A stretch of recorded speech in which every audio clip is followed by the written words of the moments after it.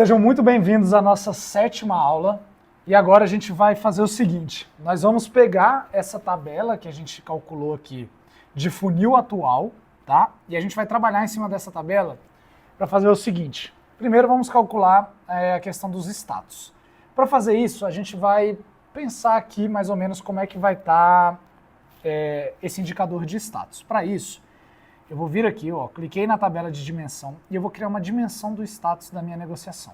Inserir dados, dimensão status. E aí eu vou criar uma coluna de ID, vai ser manual mesmo, e o status.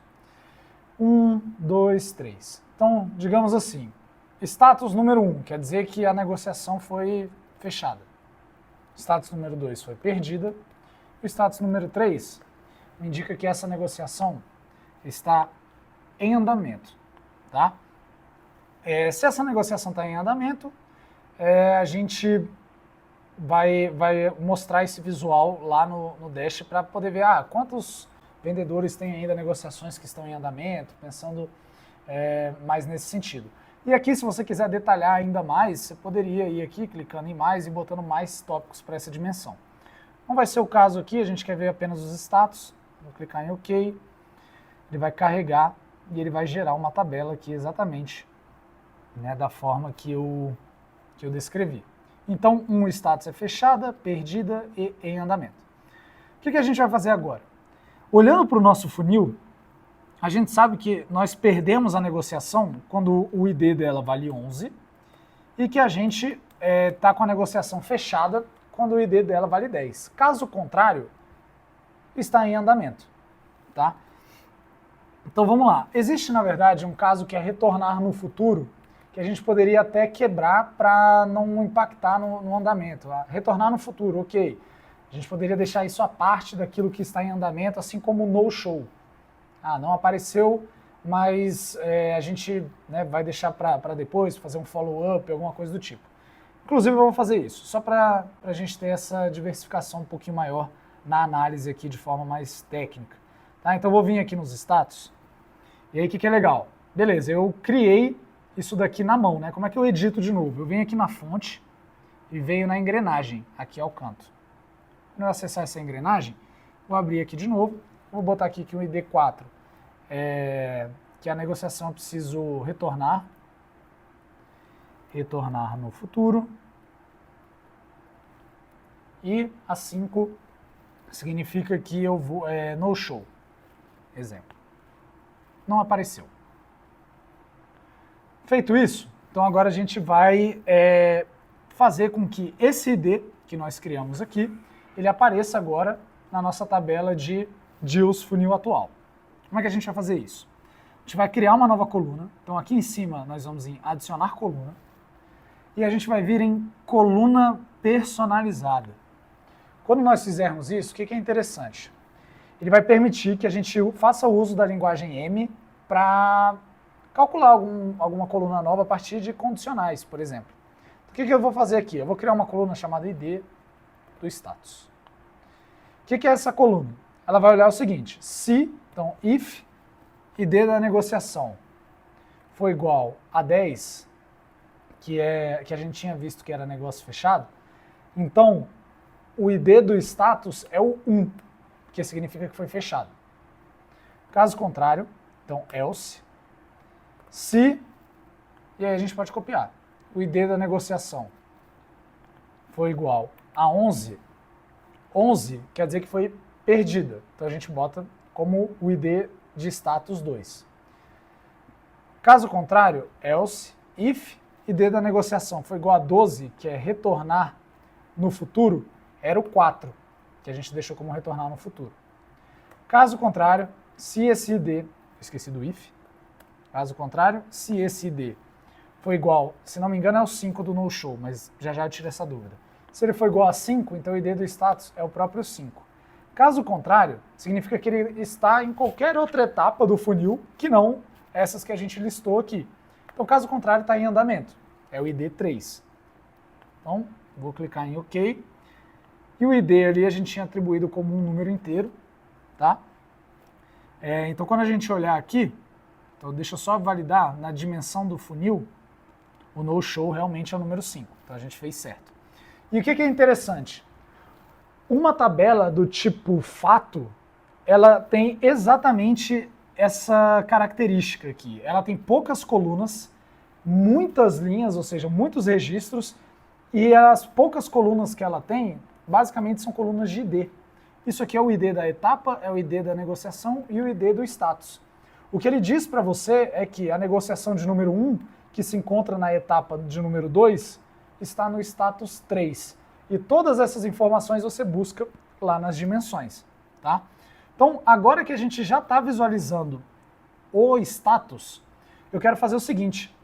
Eu quero trazer aqui para essa etapa atual, ou seja, para o meu funil atual, qual que foi a data que essa negociação entrou nessa etapa, né? Por exemplo, a negociação de número 2, ela entrou na etapa 11.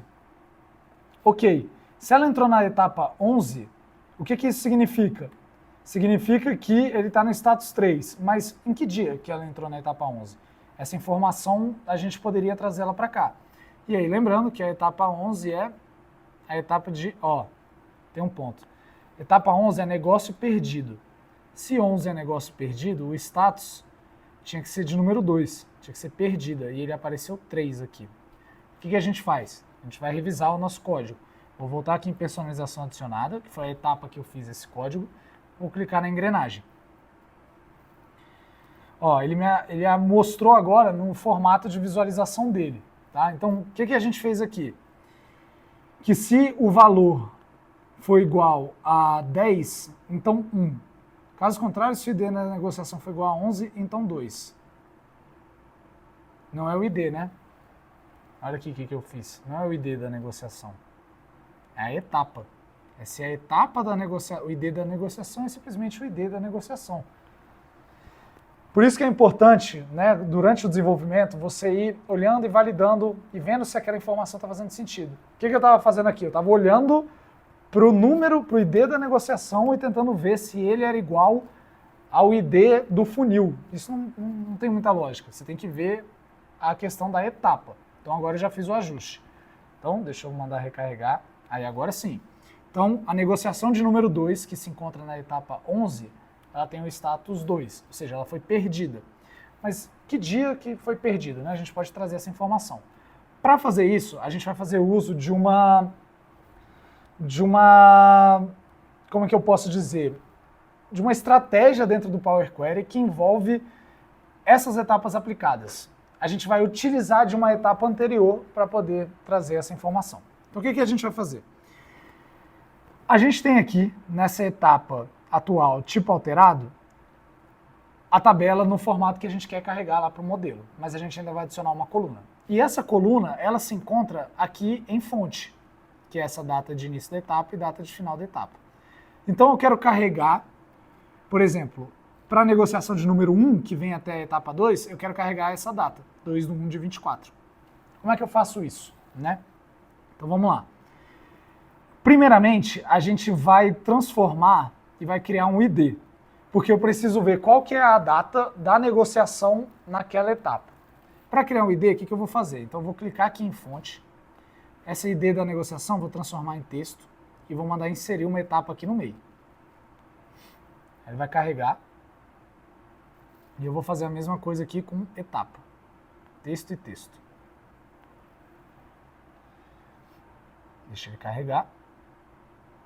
Feito isso, o que eu vou fazer agora? Eu vou adicionar uma coluna personalizada, inserir, que vai ser a chave. Por exemplo, eu vou chamar essa coluna de chave. Quem é essa chave? Essa chave é o ID da negociação e comercial. Aí eu vou botar um hífen, e comercial, etapa. Ok. Vou criar essa chave. Texto. O que essa chave indica? A negociação 1 na etapa 1, negociação 1 na etapa 2, negociação 2 na etapa 1. Ela vira um registro único da minha tabela, né? Porque um registro único da tabela de etapas do funil para cada negociação é a relação entre a negociação e a etapa do funil, tá? Então, agora que eu criei essa coluna de chave, o que eu vou fazer? Nessa minha etapa tipo alterado, aqui mais para frente, que ela agrupava, né, a etapa de tipo alterado 2, que é essa etapa aqui, ou seja, aqui eu também vou criar essa chave. Então, ó, etapa atual aqui está como um 2, eu vou botar como texto. Então aqui eu também vou criar essa chave. Então, adicionar coluna, chave, e é a mesma coisa, ID da negociação, e, hífen, e, etapa atual. Também vou transformar em texto. Feito isso, o que a gente vai fazer? Eu vou mesclar a consulta, ou seja, eu vou buscar os dados utilizando essa chave lá da minha etapa anterior. Como é que eu faço isso? Então, selecionei a coluna aqui, né, ela está selecionada. Vou vir aqui em página inicial, combinar, mesclar consultas, que é o equivalente a fazer um join quando você está trabalhando no SQL Server, por exemplo. Então, selecionei chave, então vou fazer uma mesclagem de consultas, um join, na minha própria tabela, ou seja, ela com ela mesma. Porém, ó, ele vai encontrar todo mundo, ele vai te dizer aqui, ó, a seleção corresponde a todas as linhas. E a gente está fazendo um join externa esquerda, ou seja, todas a partir da primeira com correspondência na segunda parte. O que isso quer dizer? Que eu estou fazendo aquele left join. Tá? Então aqui tem a descrição de todos os tipos de join que você consegue fazer. Então vou clicar em OK.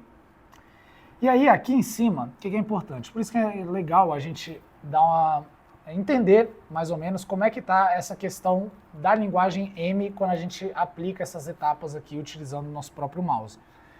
Eu estou aplicando uma mesclagem de consultas na etapa tipo alterado 3, que é a etapa que eu estou agora, na coluna chave, com a própria tipo alterado 3 na coluna chave. Só que não é essa própria tipo alterado 3 que eu quero mesclar. Eu quero lá no momento em que eu criei a minha chave, que é aqui em tipo alterado 2, que é nessa tabela que contém as datas.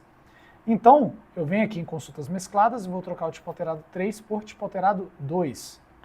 Quando eu der um OK, nada vai mudar, porém, o que ele vai exibir aqui para mim são os dados referentes lá à etapa do tipo alterado 2. Ó. Tá vendo que aqui aparece data início e data fim? Se eu deixasse aqui tipo alterado 3, vou até trocar, ele me traria as informações referentes à etapa do tipo alterado 3, que não contém as datas. Tá? E eu preciso trazer essas datas. Então vou vir aqui e vou mandar ele trazer a data início e a data fim. OK.